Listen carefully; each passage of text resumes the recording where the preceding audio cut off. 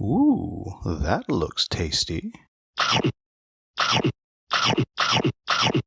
Welcome folks, Today the Hungry Gamer is back with another mini preview, and today we're talking about Lord of Loot. And this is a game that is about to hit crowdfunding, or might already be launched on crowdfunding.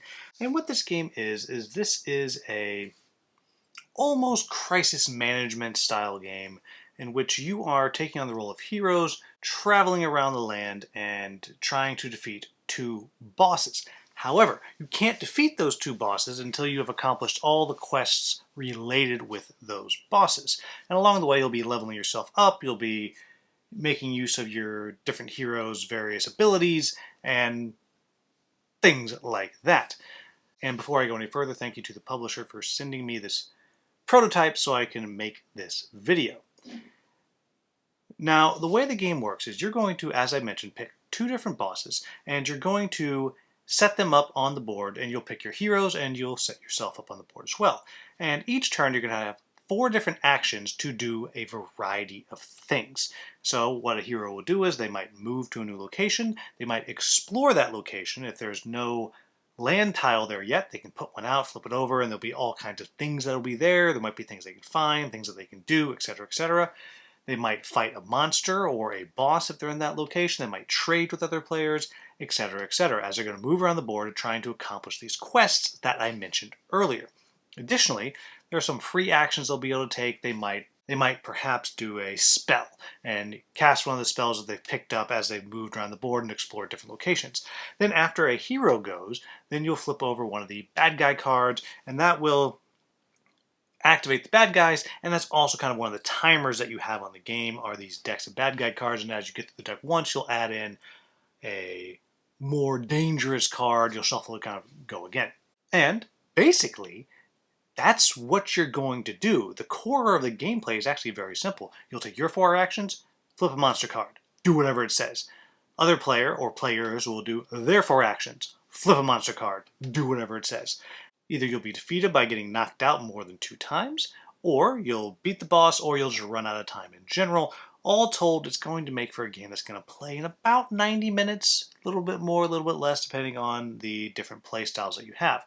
But as I said, it's fairly simple. The variety of the game is going to come with the differences of bosses that you put out and the quests that they have that will allow you to actually hurt them, because as I said before, you can't hurt the bosses till you complete all of their quests, and they have a different number of quests, each one of them. Now, with that said, what do I like about this game? First thing is, the theme is kind of fun. Like this kind of weird, wacky world that's both fun and kind of lighthearted and also maybe a little bit dark at the same time.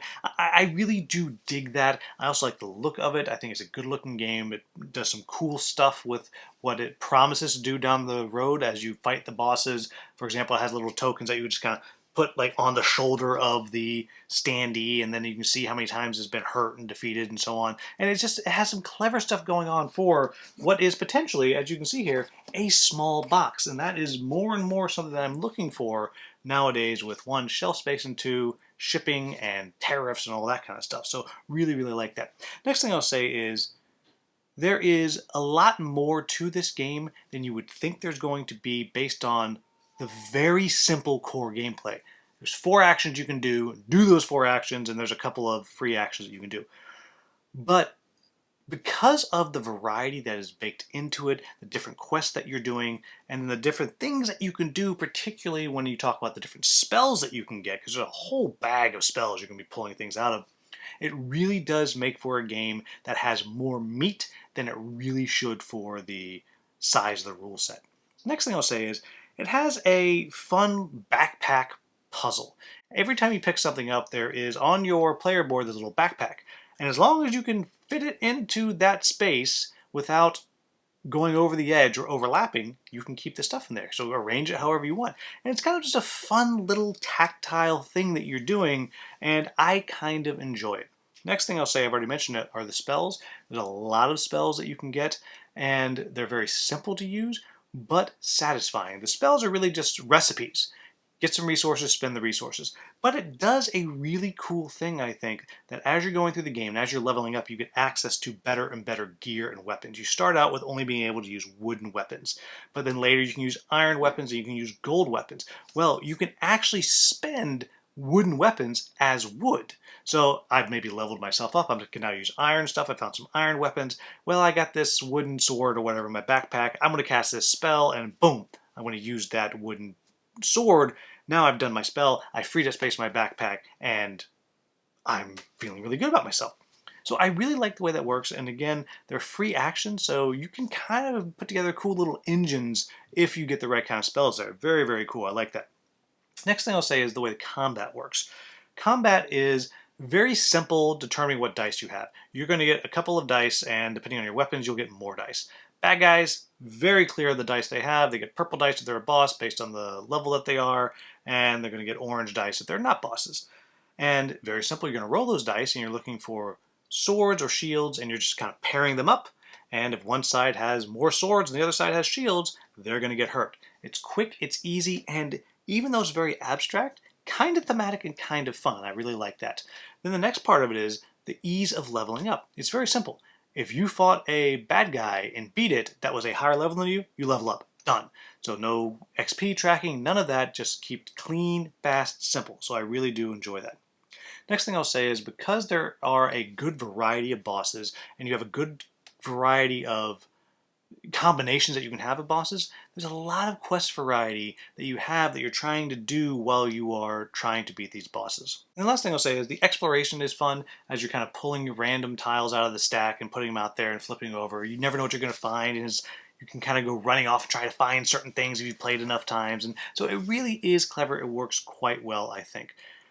So what are my quibbles with the game? First thing is the theme for young people or not?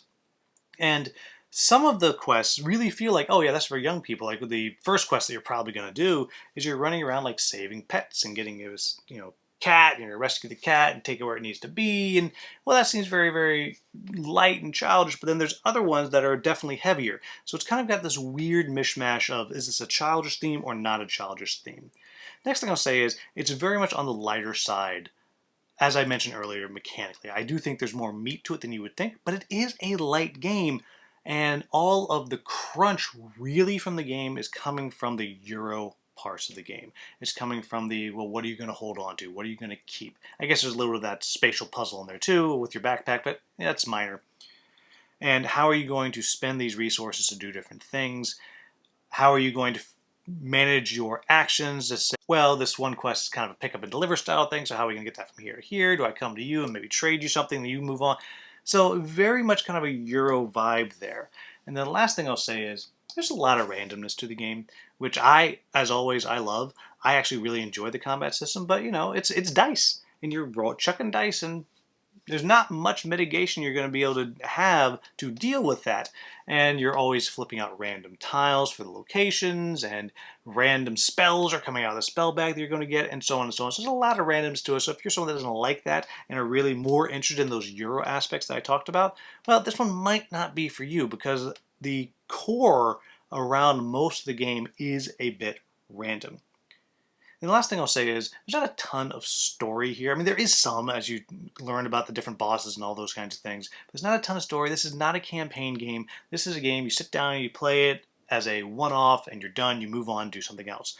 And again, with this style of game that I cover so often, just really want to highlight that this is a game of one-offs, really. And so just make sure that you understand it. But there you have it, folks. That is Lord of Loot.